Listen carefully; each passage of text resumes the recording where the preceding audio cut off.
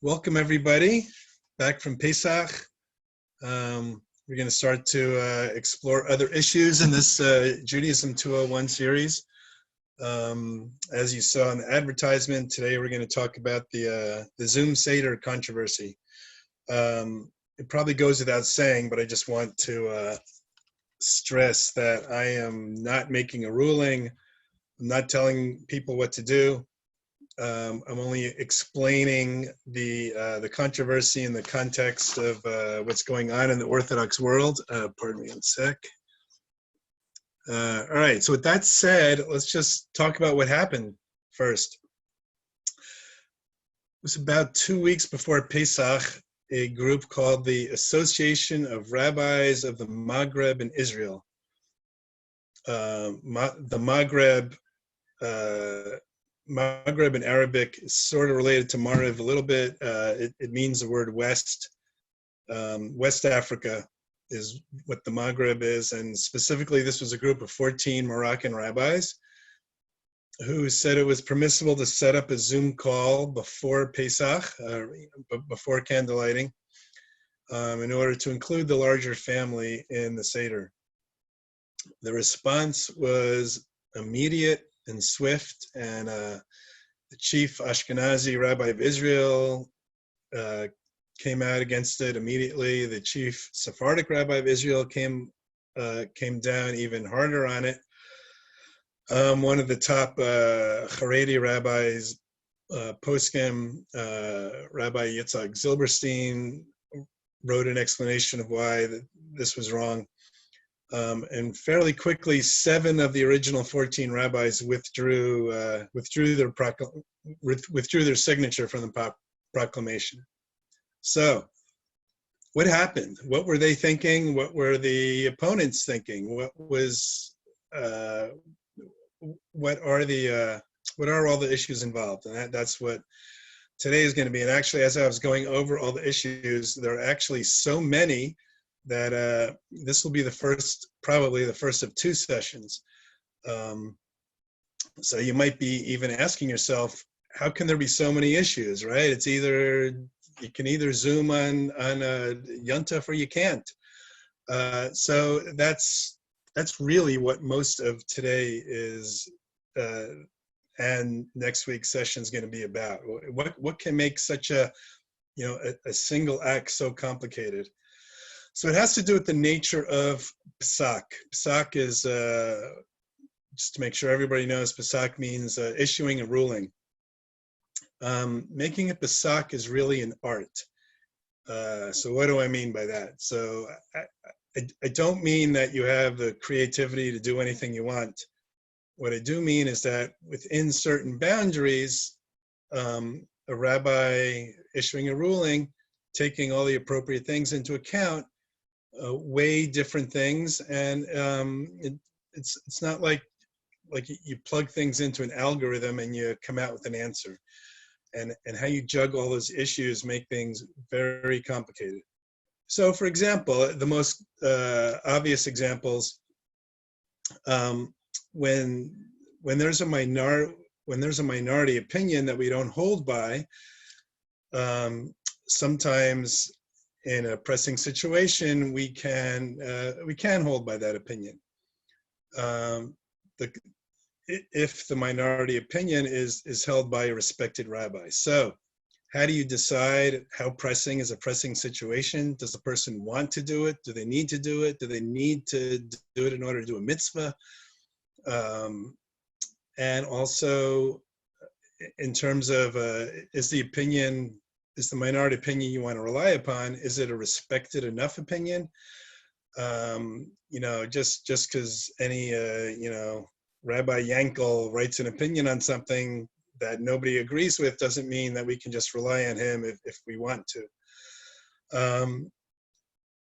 Other things that have to be taken into account are how observant is the person right at this point? Is answering negatively, is that going to push him away?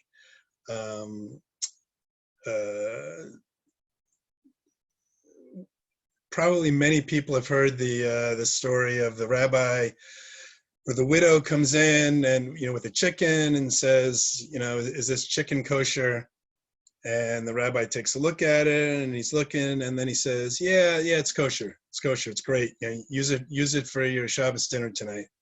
And after the rabbi goes out, the students that are surrounding the rabbi said, didn't you see that there was this problem and there was that problem? And how could you call that chicken kosher? And the rabbi said, well, what I really saw was a very poor widow who was down to her last chicken.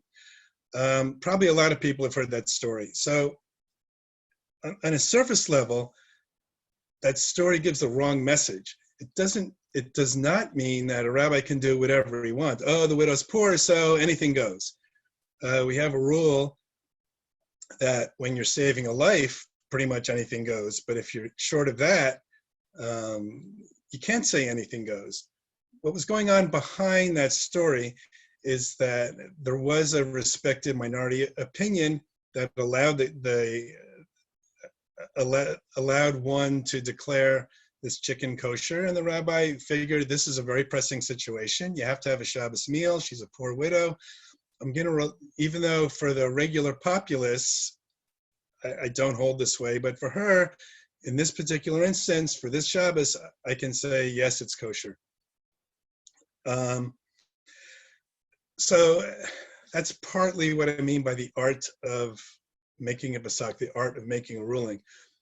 There are also things that are not strictly halachic reasons, more broader reasons.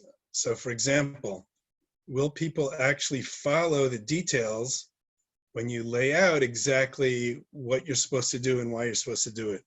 I think in today's age, and what I mean is like during the virus situation, we see a great example of that.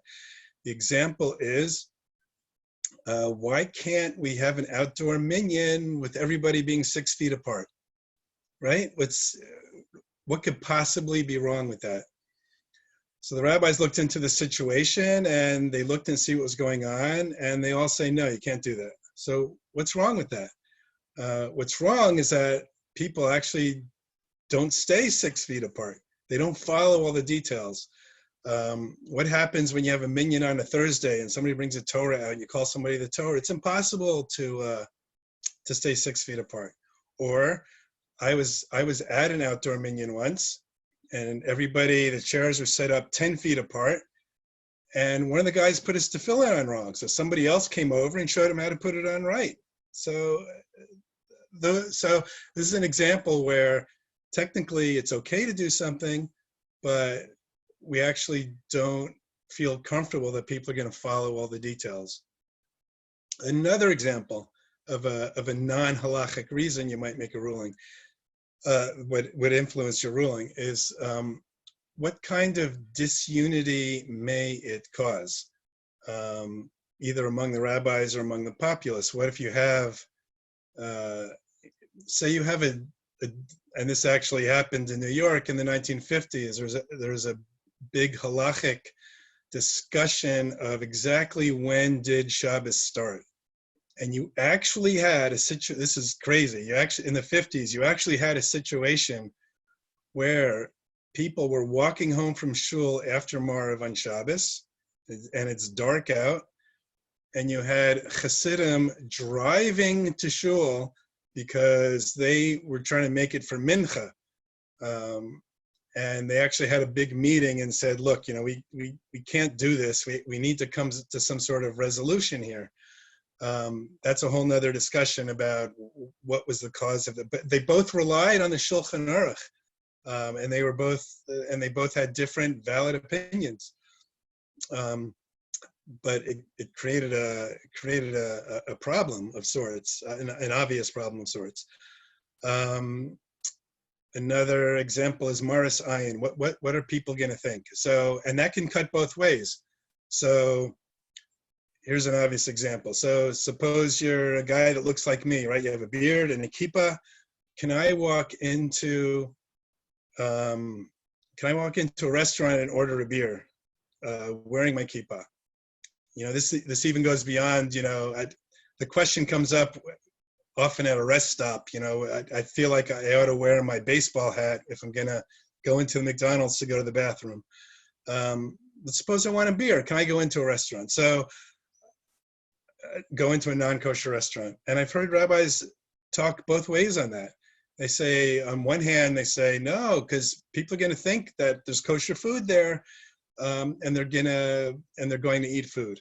And I've heard other rabbis say, no, if you go in there and you look obviously Jewish and you're obviously not eating food and everybody else's food, when everybody else is eating food, people are going to see that even in your situation, you're going to keep kosher. So that's an example of, clearly the halacha is totally fine that you can go in and order a beer, but it's a meta-halachic type discussion based on what other people are going to think that you might think that's going on, how they observe it. And then finally, another obvious reason is allowing the kind of thing that somebody wants to be allowed is the beginning of a slippery slope.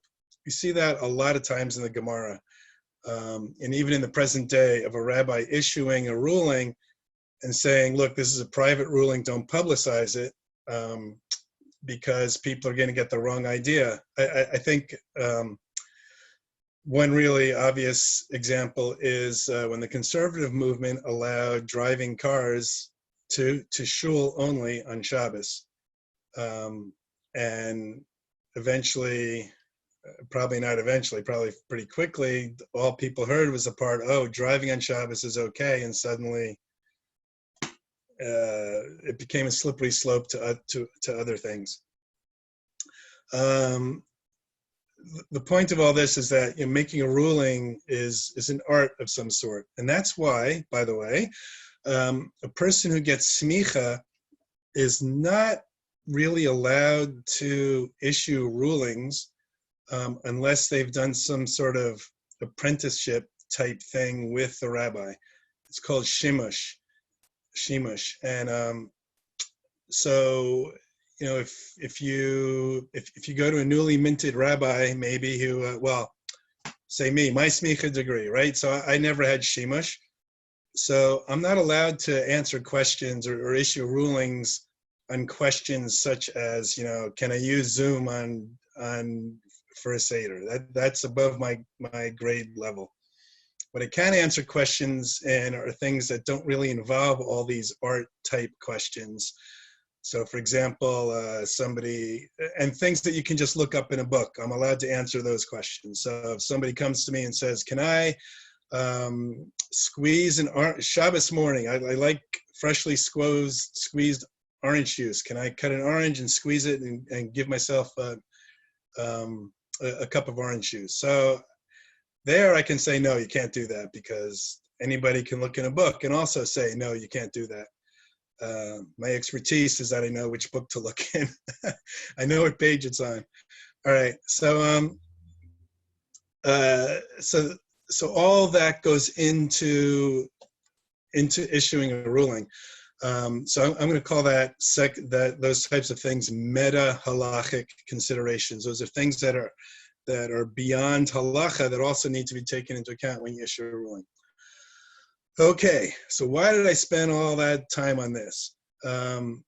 Because actually there are three main issues in this whole Zoom Seder controversy, and is why this whole thing is going to take more than one session. I can divide this down into three categories. So one is the strict halachic considerations, mostly relating to the use of electricity on a yontif. The second one are meta-halachic considerations. Those are the issues that we just talked about. Will it facilitate observance or will it not? Will it, well, you just heard me say all those issues. And the third one, I think is really fascinating, is what is the nature of reality? Are things that come over Zoom, are they real or not in a halachic sense? And when we get there, you'll see what I mean. All right.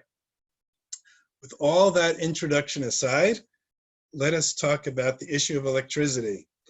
Electricity is actually a very difficult and complicated subject with regards to halacha.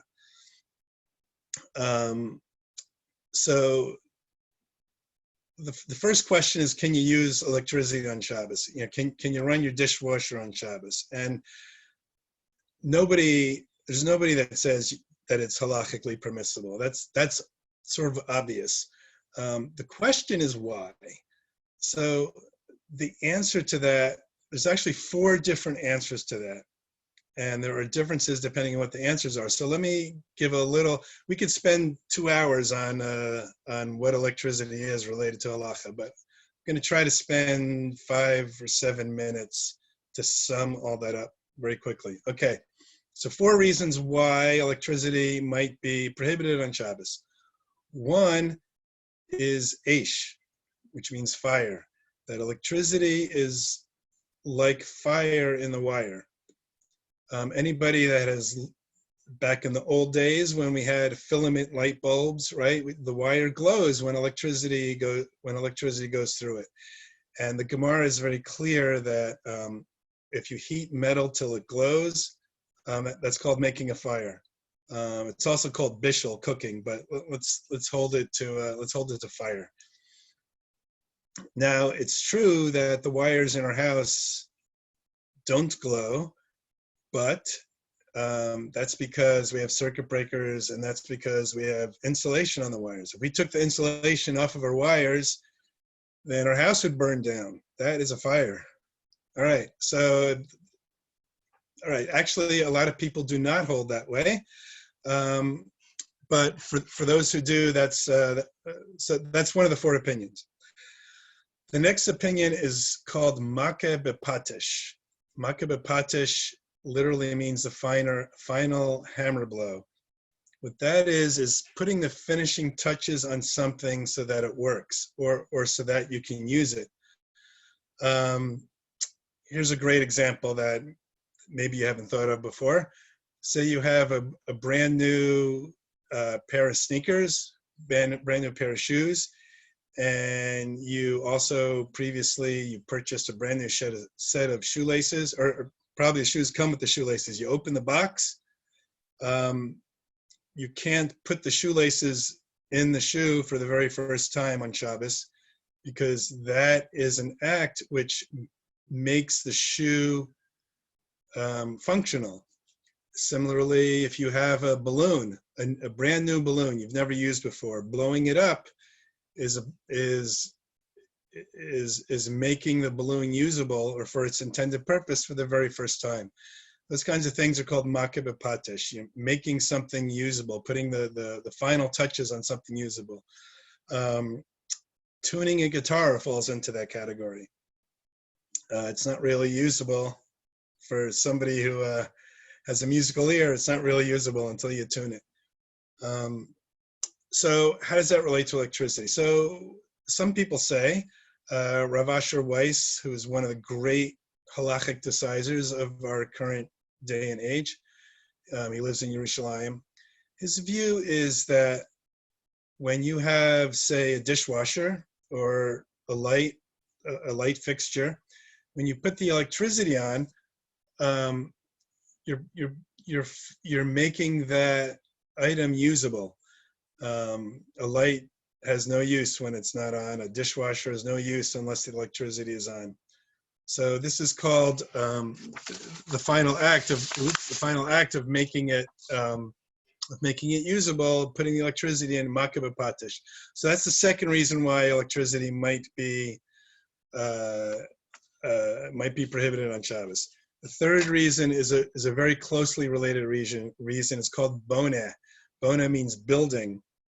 The Chazon Ish proposed this theory, and that is that by completing a circuit, you're building something. Now, actually, his opinion is a little bit misunderstood, because you might wonder, well, what's building when you're just talking about electrons, or is it like literally throwing the circuit?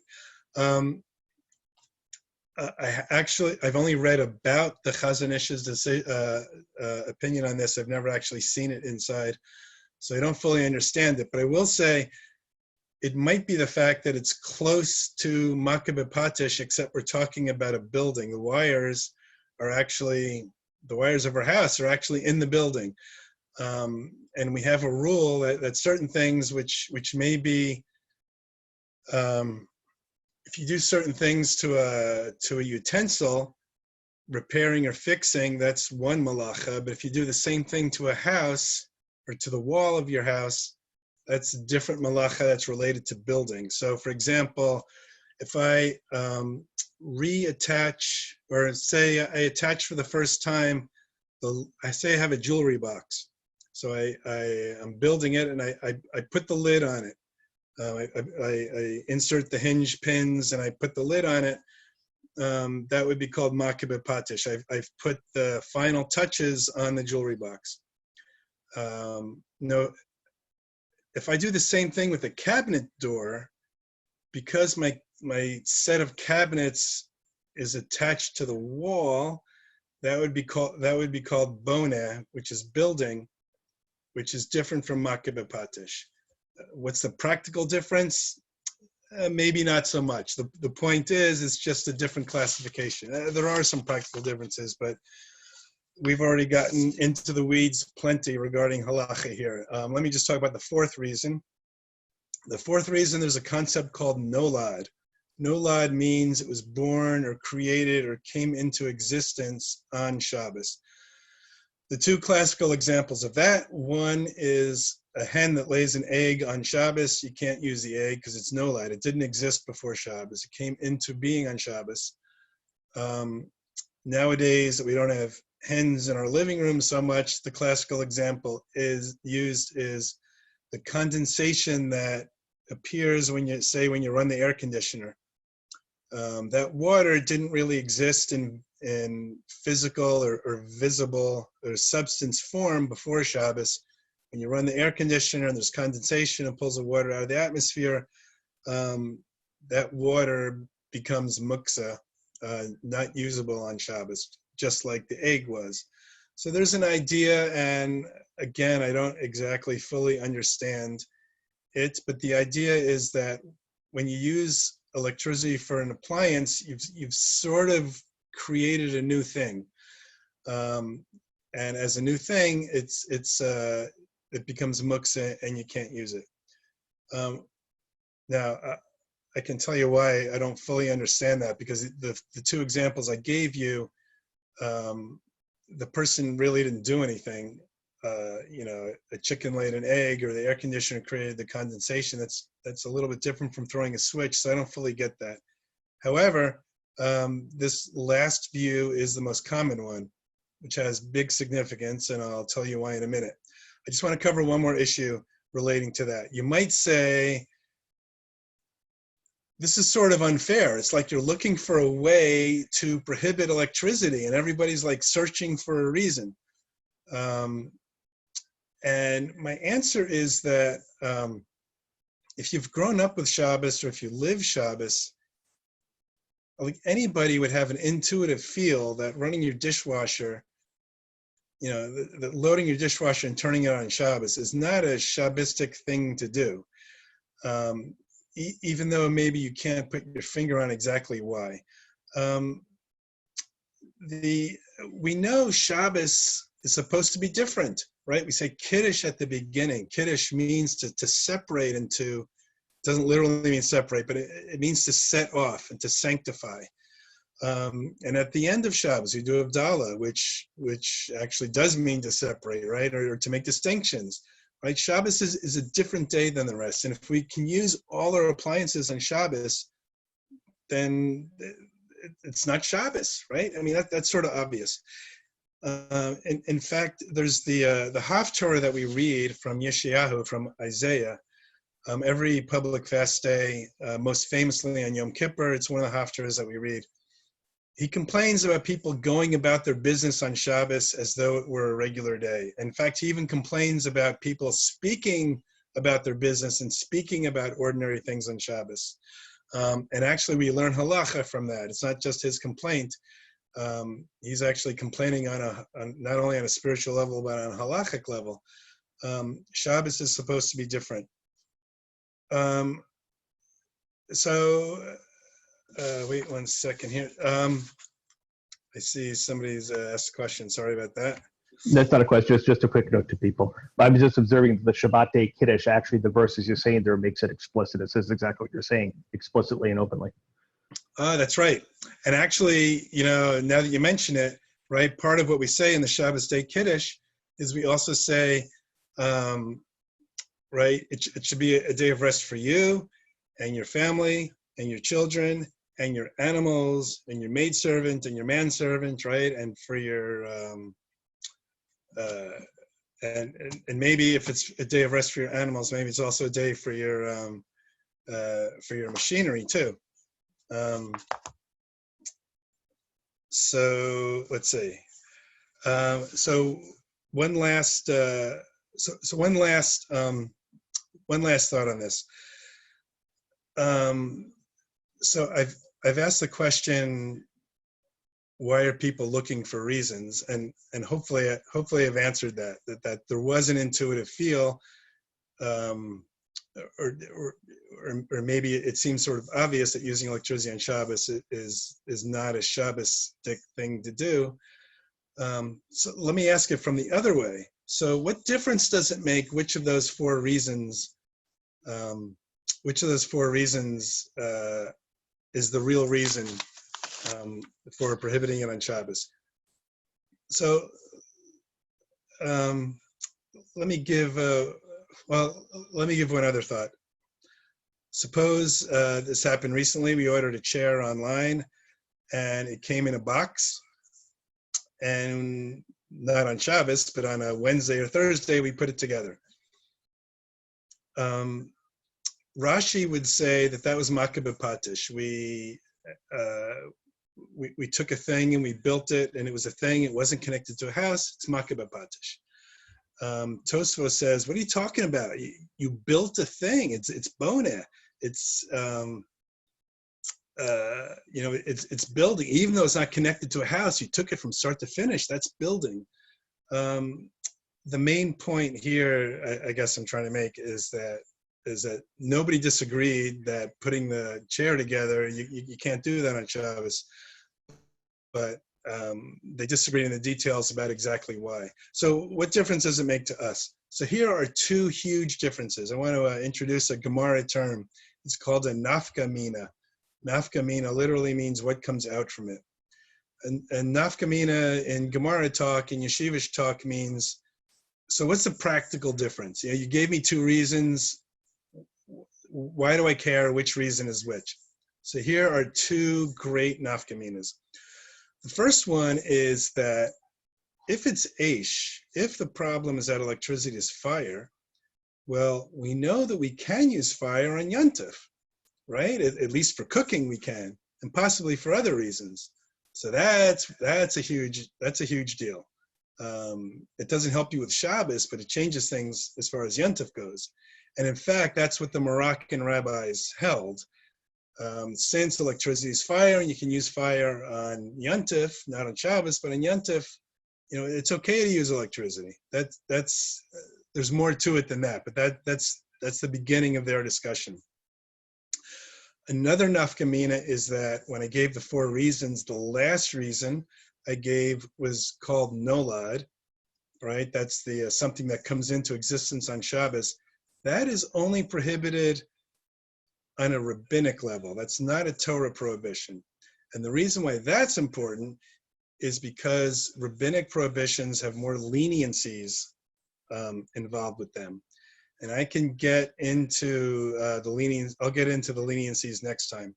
I just want to mention that somebody asked me a question during this year, and they asked the following question. Well, what's the problem if you turn on the Zoom before Yontif starts and you just let it run? So that is a great question.